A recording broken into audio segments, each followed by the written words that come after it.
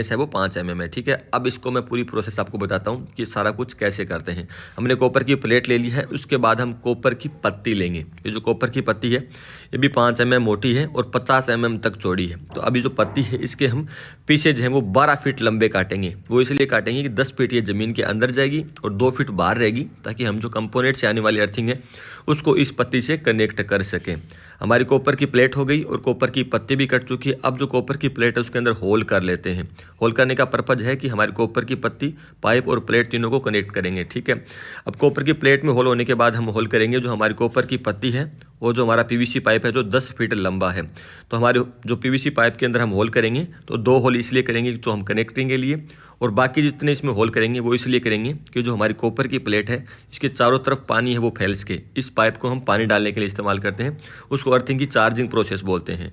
ठीक है, उसके बाद हम क्या करेंगे दोस्तों कि जो हमारी कॉपर की प्लेट है और पत्ती है दोनों को ऐसे के नट बोल्ट से टाइट कर देंगे बहुत अच्छे से। इसलिए करें ऐसे ताकि इसमें कोई जंग वगैरह ना आए। यहाँ पे आप ब्रेजिंग भी कर सकते हो, काफ़ी अच्छा रहता है, मगर मेरे पास अभी ब्रेजिंग अवेलेबल नहीं है इसीलिए मैं इसको इस्तेमाल कर रहा हूँ।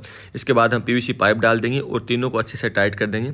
हमारी प्लेट अर्थिंग बिल्कुल बन के रेडी हो चुकी है, जिसमें हमने 12 फीट लंबी कॉपर की पत्ती और 10 फीट लंबे पीवीसी पाइप को कनेक्ट करके एक अर्थिंग का जो पूरा स्ट्रक्चर है वो तैयार कर लिया है।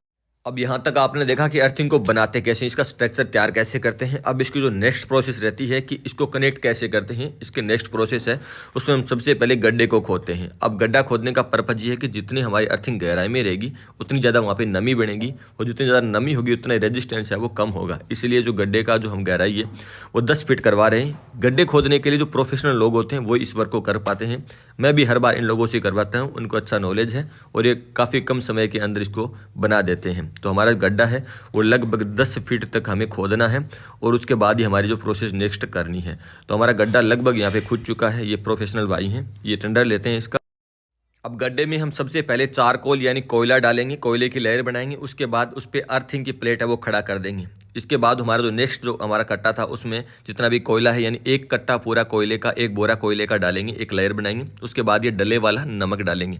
नमक और कोयला डालने का पर्पज ये है कि इसमें अच्छे से नमी बनी रहे, ये दोनों नमी बनाने में बहुत अच्छे सहायक हैं। ठीक है, उसके बाद हम आधा कट्टा यानी आधा बोरा इसके अंदर हम नमक डालेंगे। डले वाला नमक आपको इजीली मार्केट में मिल जाता है।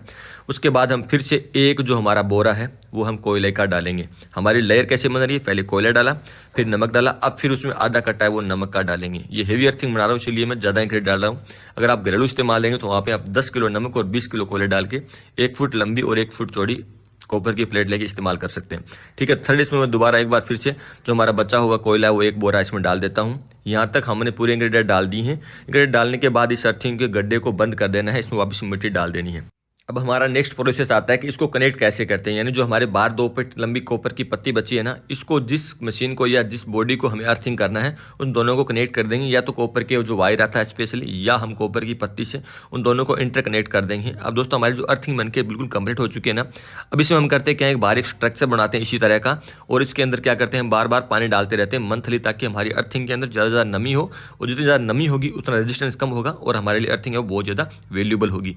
ये जो अर्थिंग है मैं इस्तेमाल करने वाला एक ट्रांसफार्मर के लिए, तो यहाँ पे मैं ड्यूल अर्थिंग इस्तेमाल करूँगा। आप सभी को पता है ट्रांसफार्मर के लिए बहुत हेवीली अर्थिंग चाहिए। अगर आपको ये वीडियो अच्छा लगा तो आप वीडियो को लाइक करके चैनल को फॉलो कर लीजिए, ताकि आपको इसी तरह के और कंटेंट मिल सकें। अगर आपको इस वीडियो में कहीं कोई डाउट है तो आप मुझे कमेंट करके मुझे सजेशन ले सकते हैं, मेरे को इससे क्वेश्चन कर सकते हैं, पूछ सकते हैं। आपकी खुली छूट है। आपका यहाँ तक बने रहने के लिए आपका बहुत बहुत धन्यवाद। मिलते हैं नेक्स्ट वीडियो में।